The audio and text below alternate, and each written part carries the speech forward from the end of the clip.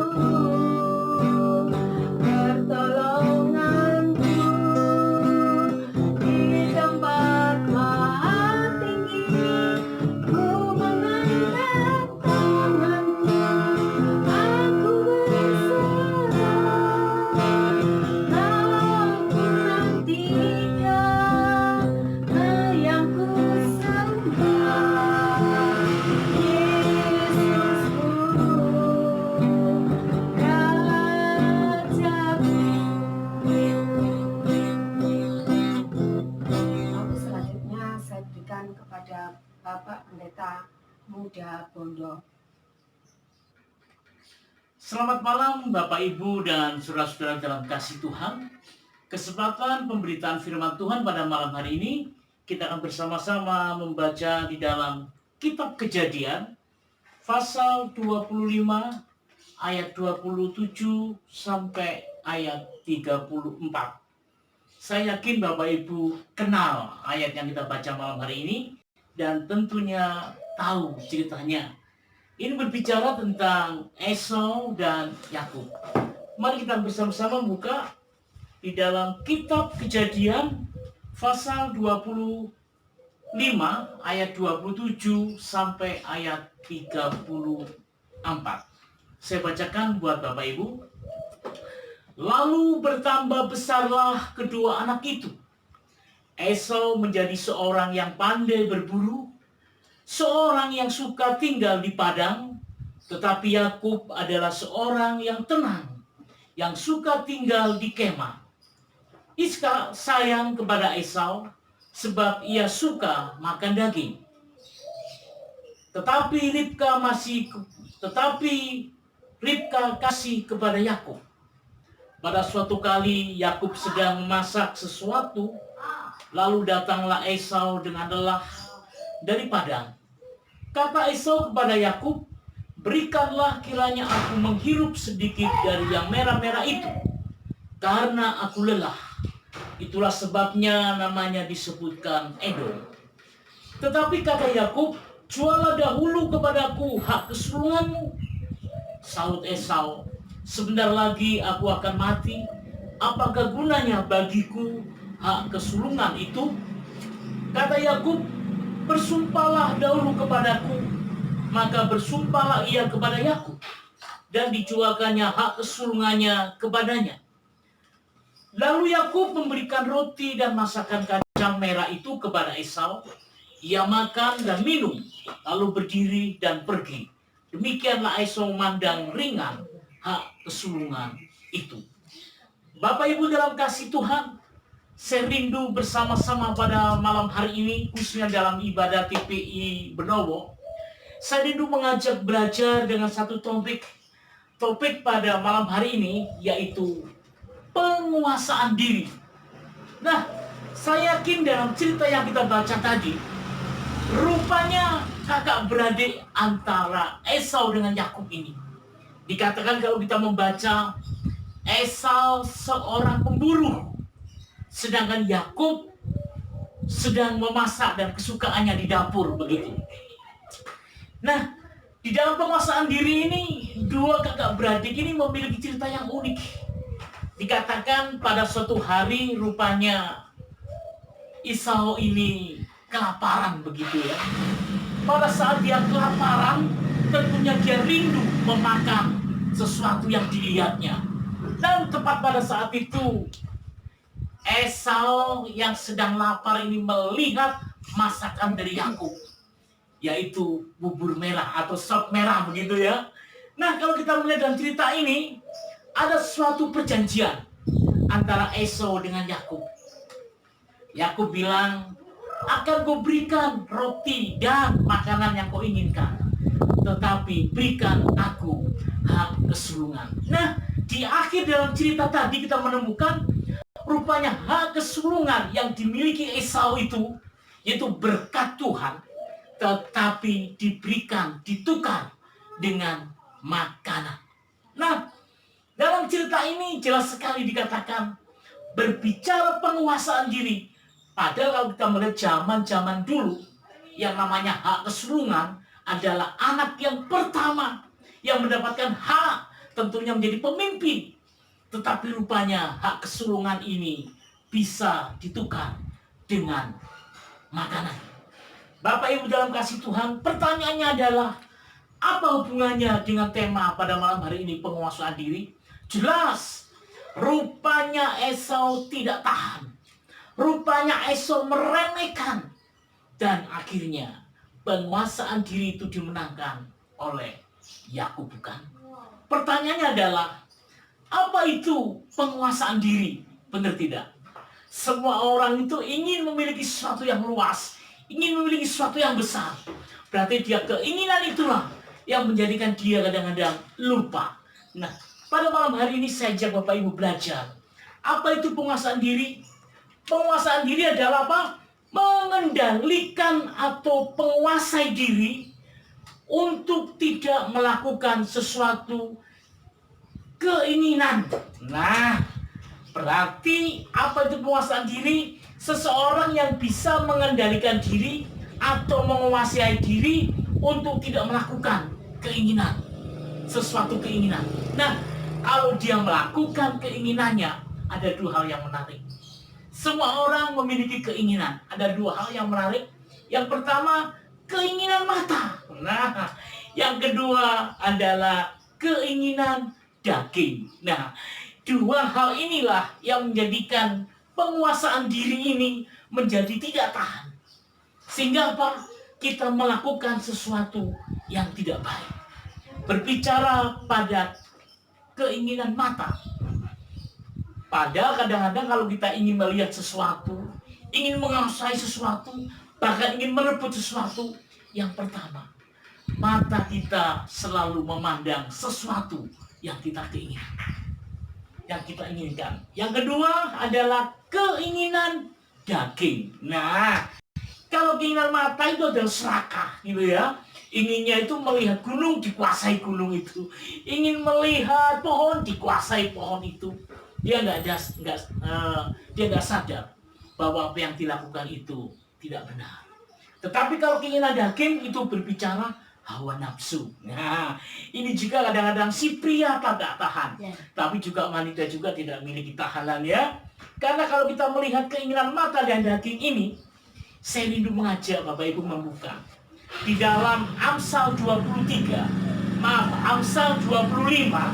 ayat 28 dikatakan, orang yang tak dapat mengendalikan diri adalah seperti kota yang roboh. Nah, di dalam Amsal 25 ayat 28 ini dengan jelas, orang yang tidak dapat mengendalikan dirinya adalah seperti kota yang roboh.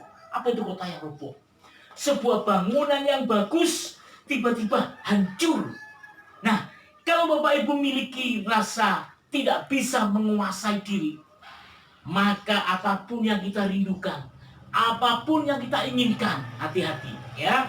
Dikatakan orang yang tidak dapat mengendalikan diri adalah seperti kota yang roboh. Roboh apanya? Temboknya ya. Di dalam Amsal dengan jelas dikatakan. Nah, Bapak Ibu dalam kasih Tuhan, bagaimana dengan kita saat-saat ini? Kalau kita melihat saat-saat ini banyak orang tidak bisa mengendalikan dirinya, tidak bisa menguasai dirinya. Karena apa?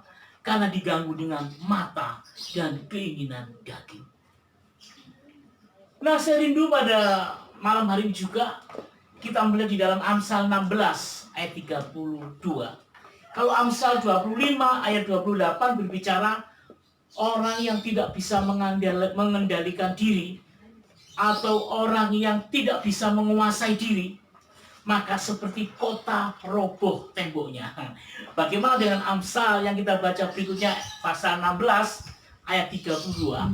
Dikatakan orang yang tidak bisa menguasai diri, dikatakan apa? Melebihi orang yang merebut kota. Nah, kalau yang pertama itu dikatakan roboh kota atau temboknya, tetapi Amsal 16:32 berbicara melebihi orang yang merebut kota. Nah, jadi pertanyaannya buat kita bersama, bisa tidak kira-kira kita bisa menguasai diri dalam hidup ini? Sebenarnya tanpa Roh Kudus yang ada di dalam diri kita, tanpa kekuatan Allah yang bekerja, kita ini tidak mampu untuk menguasai diri. Bahkan kalau kita melihat di dalam Galatia pasal yang kelima, ayat 22 dan 23, di sana berbicara penguasaan diri itu masuk kategori apa? Pekerjaan roh atau buah-buah roh. Pertanyaannya, hidup ini tidak mampu. Hidup ini tidak bisa berjalan sendiri. Tetapi kalau semuanya itu kita bisa lakukan, berarti kita sama dengan bisa menguasai diri. Dan jangan lupa, kalau saudara mampu menguasai diri, itu bukan karya saudara, itu bukan kekuatan saudara, tetapi itu adalah karya Roh Kudus yang ada di dalam diri kita bersama. Biarlah renungan firman Tuhan pada malam hari ini bisa menjadikan kekuatan kita bersama. Di saat-saat ini banyak orang mulai bingung, banyak orang merasa kecewa, bahkan banyak orang merasa takut karena menghadapi virus corona, bukan? Bagaimana dengan saudara? Mungkin saudara saat ini sakit, Mungkin saat ini saudara mempunyai beban persoalan, sehingga itu membuat saudara menjadi lemah. Jangan khawatir. Datanglah kepada Tuhan Yesus, dan biarlah Roh Kudus yang bekerja, bahkan memulihkan kehidupan kita, sehingga kita boleh bertahan, melakukan apapun, bahkan keadaan apapun, Tuhan sanggup memulihkan. Biarlah firman Tuhan yang singkat pada malam hari ini boleh menjadi berkat buat kita bersama. Amin. Mari kita masuk dalam doa. Bapa di surga, firman-Mu sudah kami sampaikan. Ajari kami melalui Roh Kudus yang ada dalam diri kami, untuk kami tidak boleh berbuat menguasai diri, mengikuti kemampuan kami, mengikuti kehendak mata kami, mengikuti kehendak daging kami. Biar Roh Kudus sendiri yang menyempurnakan hidup kami, sehingga hidup kami boleh bertumbuh, berbuah dengan berbagai keadaan. Biar Roh Kudus yang memimpin dan menguasai kami semua. Terima kasih Tuhan. Di dalam nama Tuhan Yesus Kristus, kami sudah berdoa dan mengucap syukur. Amin. Tuhan Yesus memberkati.